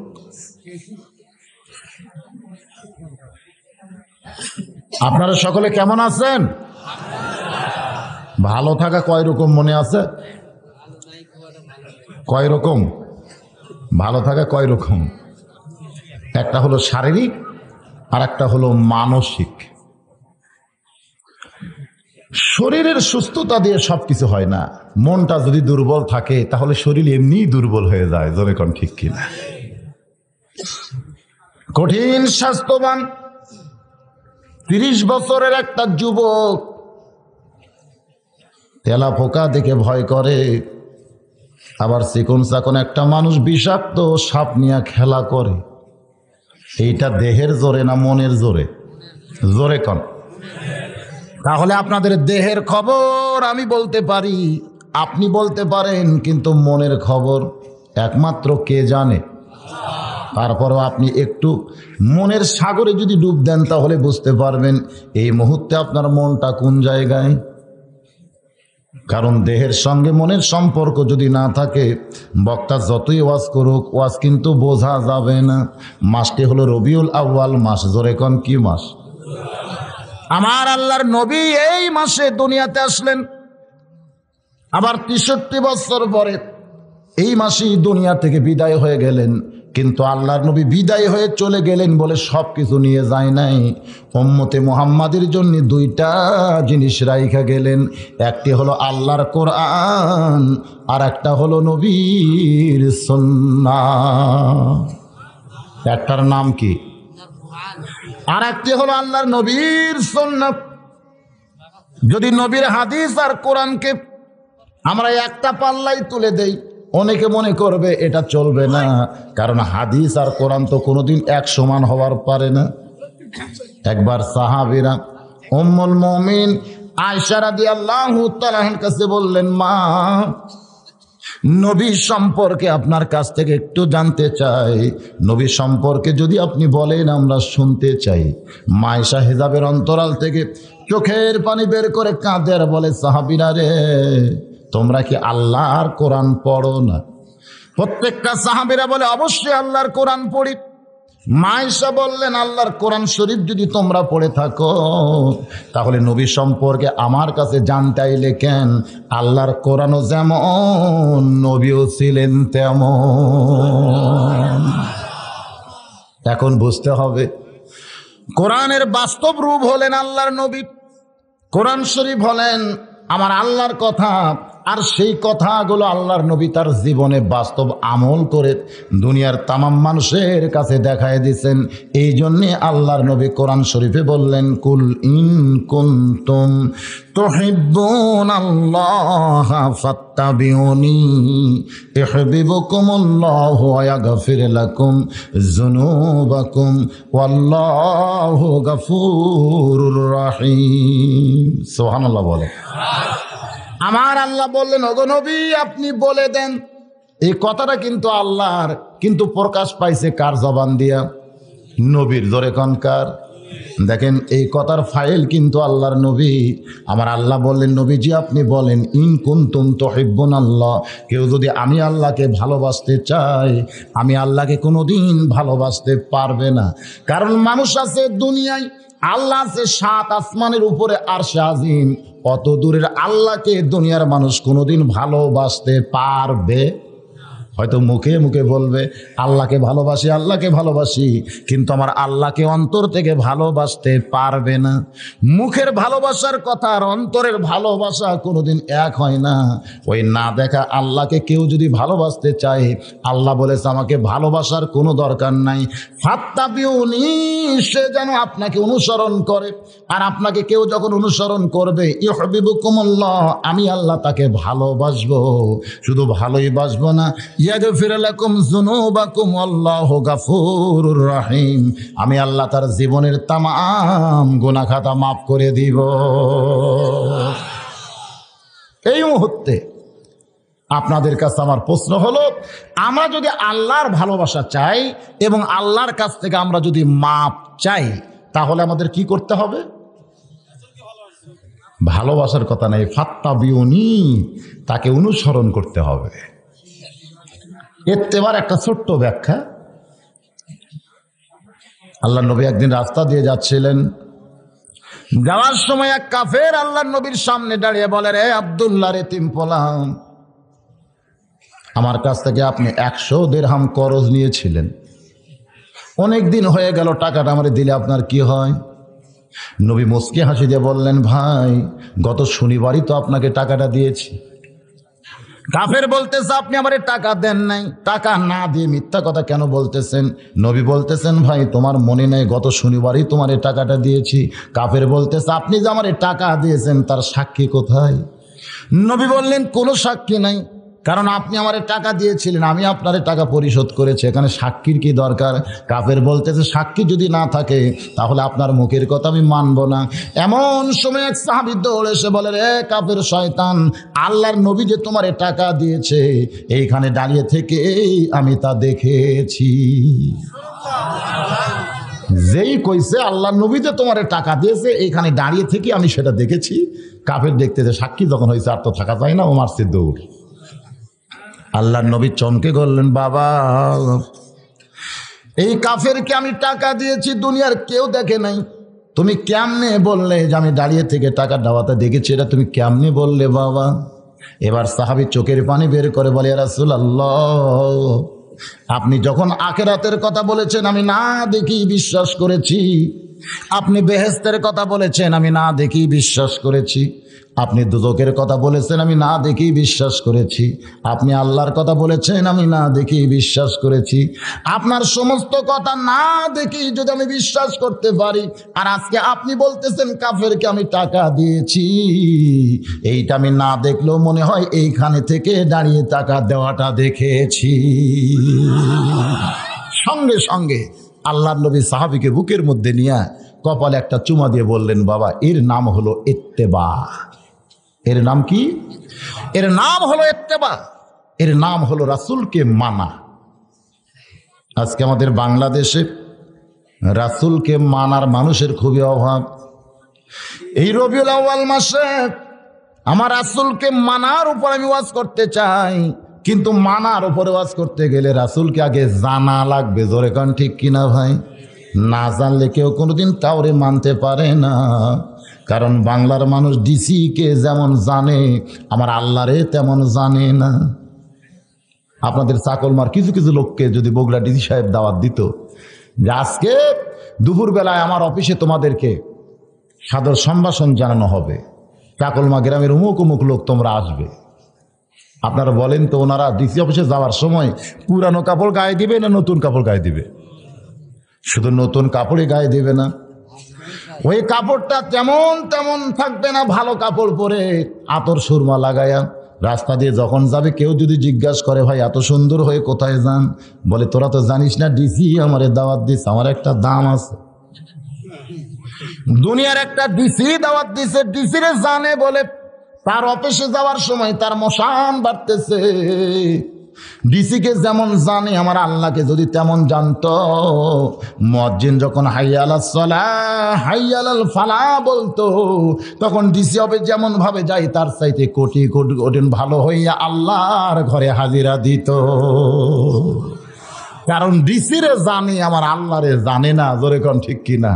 যার কারণে বাংলার মানুষ ডিসিরে মানে কিন্তু আল্লাহরে মানে না। আমার নবীকে ইত্তেবা করতে গেলে আমার নবীকে জানার দরকার আছে না নাই? জোরে কোন আছে না নাই? আল্লাহর নবীকে জানতে গেলে আমরা নবীর গোটা জীবনী আমাদের সামনে উপস্থাপন করতে হবে। আমি এক রাতে গোটা নবীর জীবনীকে উপস্থাপন করতে পারবো না। নবী যখন দুনিয়াতে আসলেন, সবেমাত্র দুনিয়াতে আসলেন, এই সময় প্রচার হয়ে গেল মক্কার সম্ভ্রান্ত বংশে কিছু সন্তান জন্মগ্রহণ করেছে। বনি সাদ গোত্র থেকে কিছু মহিলা মক্কার ধনী ধনী ঘরের সন্তানগুলোকে নিয়ে যখন উঠের পিঠে চড়ে বাড়ির দিকে যায়, রাস্তার মাঝখানে দেখতে পায় হালিমাতুস সাদিয়া একটা দুর্বল গাধা নিয়ে মক্কার দিকে আসতেছে। মেয়েরা বলতেছে, হালিমা রে এই সময় মক্কায় আর তুমি যাইও না, কারণ মক্কার ধনী ঘরের যত সন্তান ছিল সমস্ত সন্তানকে আমরা কোলের মধ্যে নিয়েছি, পিছন দিকে তাকায় দেখো গাধা ভরা কত হাদিয়া আমরা পাইছি। রে হালিমা তুমি আর মক্কায় যাইও না, কারণ মক্কায় এই সময় যাইয়া তোমার কোনো লাভ হবে না। মক্কায় শুধুমাত্র একটা সন্তান বাকি আছে, জন্মের আগে যার বাপ মরে গেছে। হালিমাতুস সাদিয়া বাগানদে চোখের পানি বের করে কান্দার মনে মনে কয়, গাধারে তুই দুর্বল হওয়ার কারণে আজকে আমি ধনী ঘরের সন্তান নিতে পারলাম না। আজকে আমার ভাগ্য বড় খারাপ। আমি অনেক দিন থেকে আশা করেছিলাম মক্কার সম্ভ্রান্ত ঘরের চুনি সন্তান যখন পাবো ওই সন্তানকে দুধ খাওয়ার জন্য নিয়ে বিনিময় অনেক হাদিয়া নিব, কিন্তু আজকে আমার ভাগ্য বড় খারাপ। চল রে গাদা চল বাড়িতে ফিরে যাই। হালিমাতুস সাদিয়ার কথাগুলো ইবনে ইসহাক সিরাতে রাসূলের প্রথম খণ্ডের মধ্যে বয়ান করেছেন। হালিমাতুস সাদিয়া বলে, রে দুনিয়ায় রাসূলের উম্মাতিরা শোনো, আমি যখন দুর্বল গাদাকে আমার বাড়ির দিকে নিয়ে যাবার চাই, এমন সময় দেখি আমার গাধা কোত্থেকে যেন শক্তি পাইয়া মক্কার দিকেই দৌড়ানো শুরু করে দেয়। জোরে কান সুবহানাল্লাহ। দুর্বল গাধা কোত্থেকে সবল হইয়া মক্কার ভিতরে আইসা ঘুরমেকে যখন পড়ে যায়, হালিমাতুস সাদিয়া বলে আমি তাকায় দেখি গাধার মুখটা বালির মধ্যে ঢুকায়া দু চোখ দিয়া দর দর করে পানি পড়তেছে। হালিমাতুস সাদিয়া বলে গাধা রে, আমি জানি তুই দুর্বল, নড়তে পারিস না, কেন যেন পাগলের মতন মক্কার দিকে দৌড়ে আইলি, তুই তো আর বাঁচবি না। গাধারে কেন মক্কার ভিতরে আইলি জানতে চাই। হালিমাতুস সাদিয়া বলে রে দুনিয়ার রাসূল উম্মাতিল্লাহ, শোনো, আমার দুর্বল গাধা কেমন করে যখন আমি তিরস্কার করতেছি, এমন সময় দেখি পিছন দিকে এক মুরব্বী দুই কানা হাত বাড়িয়ে ডাকতেছে, ওগো মা। অনেক মেয়ের আইছিল মক্কায়, কিন্তু আমার নাতির দিকে কেউ একবার ফিরে তাকাইল না। তুমি যখন সবার শেষে মক্কায় আইছো মা, একটাবার আমার নাতির একটু দেখো, আমার নাতির দেখলে তোমার মন ভরে যাবে। হালিমাতুস সাদিয়া বলে ওই বুড়ো মানুষের কথা শোনার সঙ্গে সঙ্গে মনে হয় আমার কলিজায় আগুন ধরে গেছে। আমি ধনী ঘরের সন্তান নেওয়ার নিয়তে বনি সাদ গোত্র থেকে মক্কায় আইছি, কোন এতিম সন্তানকে দেখলে আমার পেট ভরবে না। ও মুরব্বী, এমন করে বললেও তোমার কথা আমি শুনবো না। নবীর দাদা কাছে এলে বলে মা তুমি না নাও, একটাবার আমার নাতিরে শুধু দেখে যাও। হালিমাতুস সাদিয়া বলে রে রাসূলের উম্মাতিরা শোনো, আমি মুরব্বীর কথা মতো আমিনার ভাঙ্গা ঘরের মধ্যে যখন ঢুকে গেলাম, তখন তাকায় দেখি সিরা একটা মাদুরের উপরে যেন আসমানের পূর্ণিমার রাতের চাঁদ ঘুম পাড়তেছে। 400 রোজ গ্রহ তারা, তারি নূরের ইশারা, নইলে যে অন্ধকারে ডুবিত এই ধরনী। জোরে বলেন নবী মোর পরশমণি, নবী মোর সোনার খনি, নবী নাম ভাবে যেজন সেই তো দোজাহানের ধনী। হালিমাতুস সাদিয়া বলে রে রাসূলের উম্মাতিরা, দুনিয়াতে যারা আছো শুনে নাও, ওই ছোট্ট মানুষটাকে দেখার পরে আমার কলিজার মধ্যে এমন মহব্বত জমেছে শুধু দেখার সঙ্গে সঙ্গে। এই জন্য আল্লাহ রাসূল বলেন হাদিসের মধ্যে, মান রাআনি হাক্কান ওয়াজাবাত লাহু শাফাতি ইয়াউমাল কিয়ামা, কেউ যদি অন্তরের চোখে আমার একটাবার দেখে, কঠিন হাসরের মুসিবতের সময় আমি রাসূলের উপরে শাফাত করা তার জন্য ওয়াজিব হইয়া যায়। তবে দেখাটা দেখতে হবে ঈমানের দৃষ্টিতে। জোরে কোন কিসের দৃষ্টিতে? আবু জেহেল উতবা সাইবা নবীরে দেখছে, কি কোন দেখে নাই? কিন্তু তারপরে কি জান্নাত পাবে নাকি? হালিমাতুস সাদিয়া বলে এই ছোট্ট নবীকে দেখার সঙ্গে সঙ্গে আমি এক দৌড়ে যখন কোলের মধ্যে নিলাম, নবীর দাদা বলতেছে মা তোমারে শুধু দেখার জন্যই বলেছিলাম মা, তুমি আমার নাতিরে কোলের মধ্যে নিলাম। হালিমাতুস সাদিয়া বলে বাবা আপনার নাতি যে এত সুন্দর এটা কোনোদিন আমার কল্পনার মধ্যেও ছিল না। আজকে দেখার পরে কোলের মধ্যে নেওয়ার সঙ্গে সঙ্গে ওই আল্লাহর শপথ করে বলতেছি, ওই ছোট্ট নবীর পরশে আমার আল্লাহ দেহের দুর্বলতা সব দূর করেছে। হালিমাতুস সাদিয়া বলে রে দুনিয়ার রাসূলের উম্মাতিরা শোনো, তোমাদের ছোট্ট নবীকে কোলে করে যখন আমি বাইরে আসলাম, আসার পরে দেখি আমার গাধা মাটির মধ্যে মুখটা ঢোকে চোখের পানি বের করে কাঁদতেছে। আমি ডান হাতের মধ্যে ছোট্ট নবীর নিয়া বাম হাতখানা গাধার মাথায় দিয়ে বললাম, গাধা রে কত তিরস্কার তোরে আমি করেছি, কত কিছুই না তোরে বলেছি, কিন্তু এখন অন্তর থেকে বলি রে গাধা আমার চাইতে তোর দাম বেশি। কারণ আমি যখন বাড়িতে ফিরে যাওয়ার চাচ্ছিলাম, কিন্তু তুই একটা গাধা হইয়া কেন মক্কার দিকে দৌড়ে আইলি, এখন বুঝতেছি আমার চাইতে তোর দাম বেশি। জঙ্গলের পশু পক্ষী আমার নবীরে চিনেছে, কিন্তু মানুষ হইয়া নবীরে অনেকেই চিনতে পারে না। জোরে কোন কথা ঠিক কিনা? হালিমাতুস সাদিয়া আল্লাহর নবীকে কোলের মধ্যে নিয়া মনে মনে চিন্তা করতেছে, এত সুন্দর নিয়ামত নিয়ে তো আমার বাড়ি যাইতে হবে, কিন্তু গাদা যে হারে মাটি পড়ে কাঁদতেছে, এই দুর্বল গাদার পিঠে চড়ে তোর বাড়ি যাবার পারি না, এখন আমি কেমনে বনিসাত করতে যাই। এমন সময় কে যেন বলতেছে, হালিমা তোমার দুর্বল গাদাকে যদি সবল করতে চাও, ওই ছোট্ট মানুষের বাম পাখানা গাধার মাথায় লাগায়া দাও। হালিমাতুস সাদিয়া বলে, রে রাসূলের উম্মত উম্মাতিনীরা, ওই ছোট্ট নবীর বাম পাখানা যখন আমার গাধার মাথায় লাগিয়ে দিলাম, দেখি আমার দুর্বল গাধা সুস্থ সবল হয়ে দাঁড়িয়ে যায়। আমি যখন গাধার পিঠে চড়ে আঁচল দিয়া নবীরে ঢাকতেছি, কারণ সূর্যের তাপ যদি এই ছোট্ট মানুষে লাগে তাহলে বড় কষ্ট পাই। হালিমাতুস সাদিয়া বলে, ওই সূর্যের তাপকে আড়াল করার জন্যে আমি যখন ছোট্ট নবীকে আঁচল দিয়া ঢাকতে চাই, এমন সময় দেখি এক খণ্ড মেঘ আমার মাথার উপর ভাসতেছে। আমি হালিমা আশ্চর্য হয়ে বললাম, মেঘরে কোত্থেকে তুই আমার মাথার উপর চলে আইলি? হালিমাতুস সাদিয়া বলে, হঠাৎ দেখি এত সুন্দর বাতাস আমার গায়ে কে যেন বহাইতেছি। আমি চিৎকার দিয়ে বললাম, বাতাস রে, কোত্থেকে তুই আমার গায়ে বইতেছিস? এমন সময় কে যেন বলে, হালিমা ওই ছোট্ট মানুষকে কোলে নেওয়ার কারণে আসমানের মেঘ তোমার মাথার উপর ভাসতেছে, ওই ছোট্ট মানুষকে কোলে নেওয়ার কারণে জান্নাতের দরজা খুলে ওই জান্নাতের বাতাস তোমার গায়ে আল্লাহ বহাইতেছে।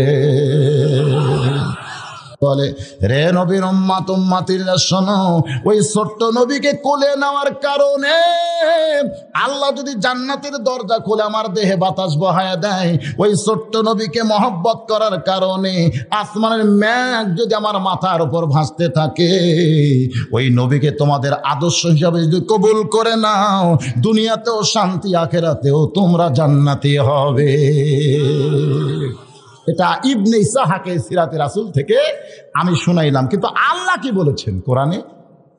লাকাদ কানা লাকুম ফি রাসূলিল্লাহি উসওয়াতুন হাসানা। জোরে কোন সুবহানাল্লাহ।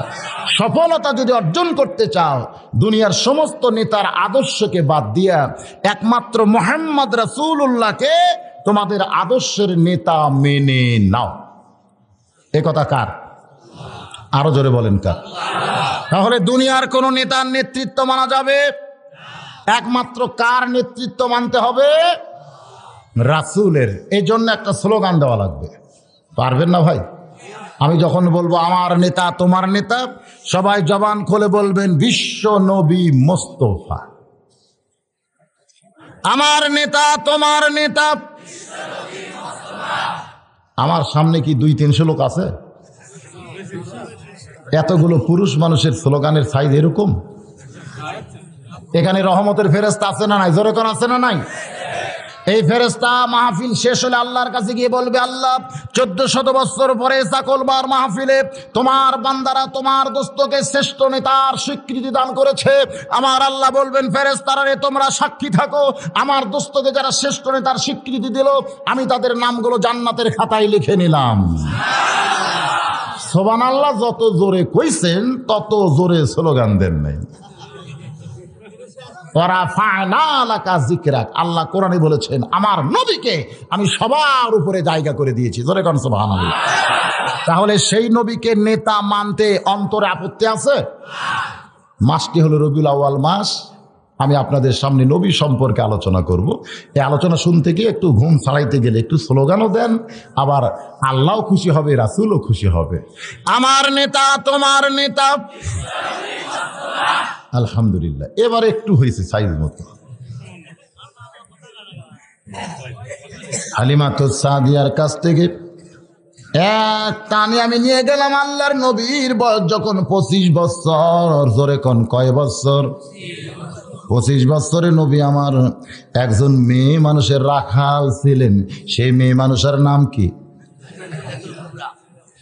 মা খাদিজার দেশে রাখালিয়া বেশে নবী আমার বকরি চড়াইতেন। দেখিয়া নবীর মজেজা ধন্য বিবি খাদিজা, জীবন যৌবন করলেন সমর্পণ।